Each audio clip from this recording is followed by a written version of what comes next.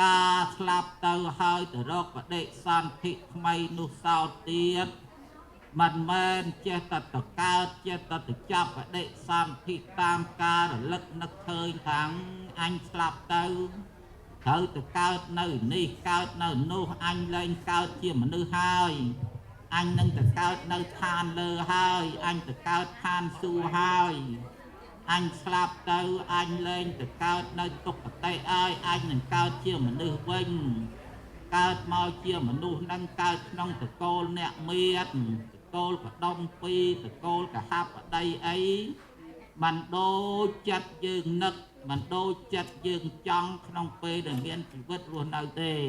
ណាយថាកម្មੰកមិសន្តិវាអាស្រ័យទៅលើយថាកម្មលើបុណ្យលើបាបដែលយើងសាងមកតែប៉ុណ្ណឹងទេអត់មានអាស្រ័យទៅលើចិត្តយើងនឹកឃើញចង់ទៅចង់ទៅណាទៅនឹងដូចចិត្តយើងនឹកទេយ៉ាងហើយបានជាតោតយព្រាមញាតិញោមតោតយព្រាមនឹងគាត់កាលពីគាត់នៅរស់មានទ្រព្យសម្បត្តិនឹងស្ដុកស្ដំលុយកាក់ប្រាក់មាសនឹងសម្បើមមែនតែនប៉ុន្តែគាត់មិនដែលបានធ្វើបុណ្យកុសលបាយមួយវែកស្ដែកមួយគួរសឡមួយចានមលូមួយតបកទឹកមួយត្រឡោកស្លាមួយម៉ាត់អីដាក់ទៀនឲ្យឈ្មោមយាយចောက်អ្នកកំសត់ទូរគតអីមកគាត់មិនដែលធ្វើទេអត់ដែលធ្វើតល់តែសោះហើយគាត់នៅតែចិត្តគាត់នឹងថាអញស្លាប់ទៅអញទៅកើតឋានលើព្រះអាទិទេពនឹងនាំទៅកើតឋានសួគ៌ហើយព្រះវិស្ណុព្រះសេវៈព្រះព្រហ្មអីនឹងនាំអញទៅកើតឋានលើហើយអត់នៅនឹងឋានក្រោមឋានកដាលអីនឹងតទៅទៀតទេមុខក៏ទៅលើហើយប៉ុន្តែចិត្តមួយវានៅនឹកឃើញគ្រាប់ឃើញសម្បត្តិដោយកាក់ប្រកាសនឹងវាច្រើនសន្ធឹកសន្ធាប់ណាស់តើគួរយកទ្រព្យសម្បត្តិនឹងទៅទុកឯណាបើសិនណាបដាក់នៅកដាលហាលវាលណែខ្លាចចោលក្មួយនឹងវាឃើញវាប្លន់វាយកអស់ហើយបើសិនណាបើទុកនៅតនឹងទៅខែងកូននឹងវាចែកគ្នាអស់ទៅក្នុងពេលដែលស្លាប់ទៅអីយ៉ាងណានឹកមកមីទៅរឿងគ្រាប់នឹងប៉ាត់មិនដែលធ្វើបន់ឲ្យតែមានព្រះភិក្ខុសង្ឃអីលោកនិមន្តដើរបិណ្ឌបាតតាមមុខផ្ទះហ្នឹងវានឹងគាត់ខឹកណាស់គាត់ស្អប់ហើយគាត់បង្អើឆ្កែឲ្យដេញខាមលោកទៀតមានដល់ទៅប៉ុណ្ណឹងទៀតហើយយមសម័យព្រះណាហើយយើងសពថ្ងៃនឹងដាក់អីដាក់បាតដាក់អីហ្នឹងយើងដើរចេញទៅគ្រាន់តែទាញទ្វារបាត់ទៅអាហ្នឹងក៏លោកមកដល់មុខផ្ទះហើយយ៉ាងច្រើនធំតែនិយាយដើមលោកតែប៉ុណ្ណឹងឯងហ្នឹងហើយយើងឥឡូវហ្នឹង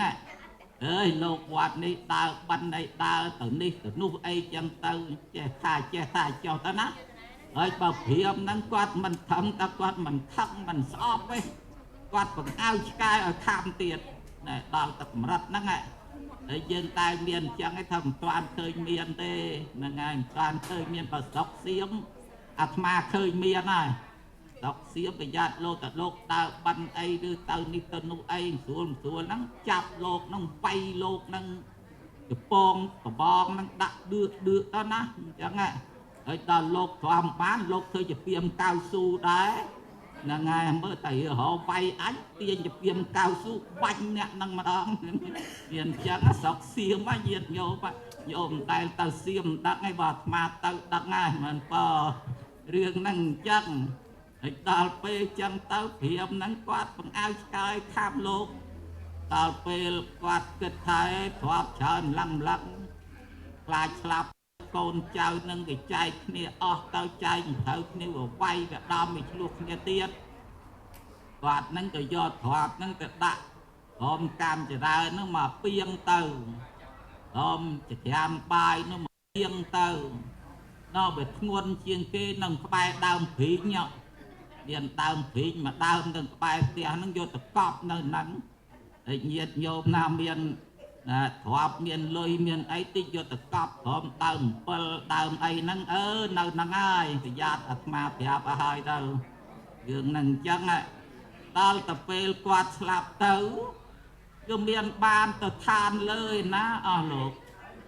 មានបានទៅកើតជាទេវតាកើតជាប្រអិនប្រភពអីមានព្រះណាមកយួររួចទៅឯងវាមានបាបច្រើនពេកស្លាប់ទៅកើតជាសត្វសំណក់បាត់តែមុនស្លាប់ហ្នឹងចិត្តហ្នឹងមមីធ្លាប់អញច្រើនឡឹងដល់ពេលអញងាប់ទៅហ្នឹងដឹងទៅណាមកណីអស់ទេចេះនឹកមមីអញ្ចឹងស្លាប់ទៅកើតជាសត្វសំណក់ហ្នឹងប្រែតែឆ្កែសត្វឆ្កែបល័យហៅថាសុនខោសុនខៈបល័យហើយភាសាខ្មែរយើងហៅថាសំណក់នឹងប្រែមកសំណក់ឬប្រែមកថាជាសត្វឆ្កែកើតជាសត្វឆ្កែហើយមេឆ្កែហ្នឹងវាកើតមកបានកូនមួយនឹងវាទៅកើតនៅវាទៅតាមកណីអីវាបានកូនមួយទៅវាមកកើតនៅក្រោមដើមព្រីងហ្នឹងនៅខាងកន្លែងកណប់តាហ្នឹងដែលគាត់កប់ហ្នឹងដល់ពេលវាកើតហើយមេឆ្កែហ្នឹងវាទៅបាត់ទៅវាទុកកូនហ្នឹងចោលនិយាយពីកូនតាតោតីព្រាមហ្នឹងឃើញសំណក់ហ្នឹងវាធ្លាប់ជាប់និស័យជាឪពុកពីជាតិមុនផងគាត់ក៏យកកូនឆ្កែហ្នឹងមកចិញ្ចឹមបំបៅដោះអីចឹងទៅឲ្យបាយឲ្យទឹកអីទៅឆ្កែហ្នឹងក៏វាធំពេញវ័យទៅទលុកទលាន់រូបរាងហ្នឹងក៏វាស្អាតវាល្អកើតនៅក្នុងតកូលគេអ្នកមានដែរប៉ុន្តែមិនមែនកើតជាមនុស្សទេបាត់តែកើតក្នុងតកូលអ្នកមានវាកើតទៅជាសត្វសំណក់ហ្នឹងនៅក្នុងតកូលអ្នកមានហ្នឹងកូនគេហ្នឹងវាធ្លាប់ជាប់និស័យជាឪពុកផងគេក៏គេចិញ្ចឹមទៅប៉ុន្តែអត់ដឹងថាសំណក់ហ្នឹងជាឪពុកខ្លួនពីជាតិមុនទេអត់ដឹងទេនៅតែសង្សារនៅតែនឹកឃើញថាឪអញស្លាប់ទៅណោះរះនាំទៅឋានលើបាត់ហើយអត់មាននៅនឹងទៀតទេដល់ពេលឆ្កែនឹងវាធំទៅព្រះអង្គនិមន្តបិណ្ឌបាតកាត់មុខផ្ទះតាព្រាមហ្នឹងដល់មុនបិណ្ឌបាតទៅស្រាប់តែឆ្កែហ្នឹងវាស្ដេកសុកបានតែលេខឃើញព្រះដុំទៅមុខផ្ទះថាព្រោះហើយរកខំទៀតរកខំព្រះទៀតណាធ្លាប់ជាប់និស័យបង្អើលឆ្កែឲ្យខំលោក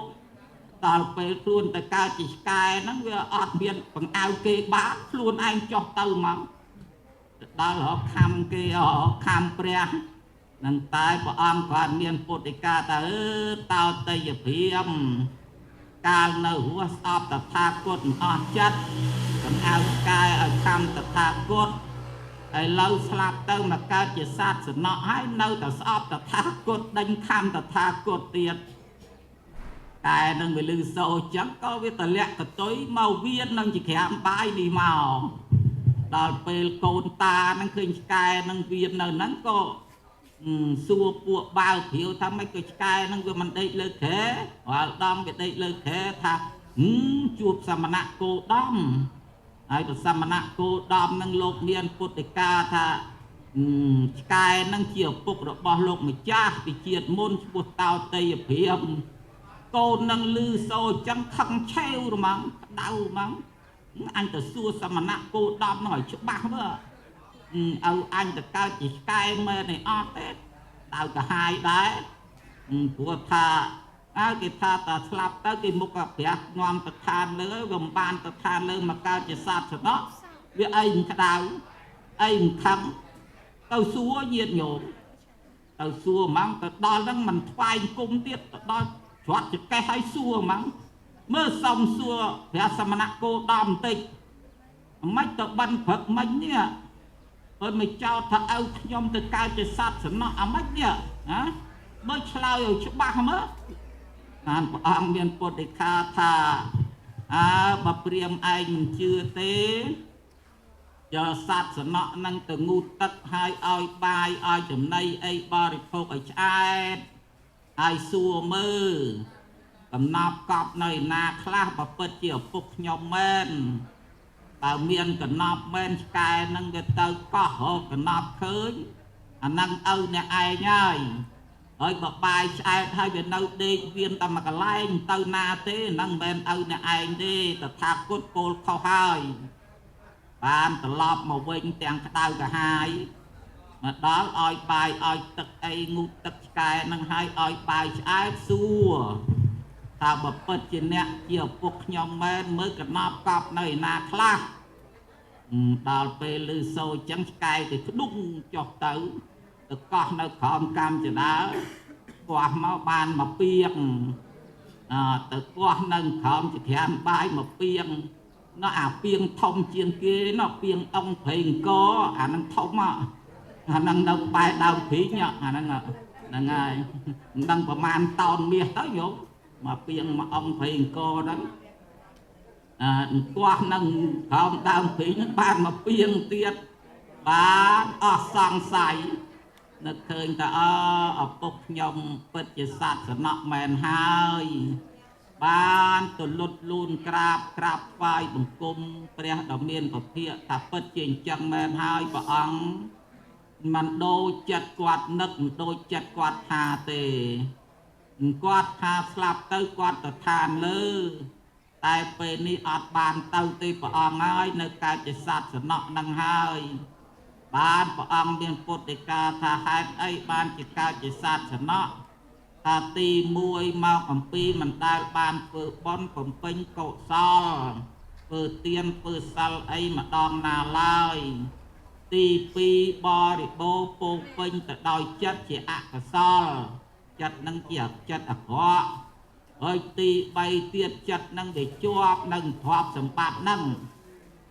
លុយកាក់ប្រាក់មាសដែលប្រកបនៅក្នុងដីហ្នឹងហើយញាតិញោមតែចឹងទៅចិត្តនឹងវានៅមួយមីនៅហ្នឹងទៅ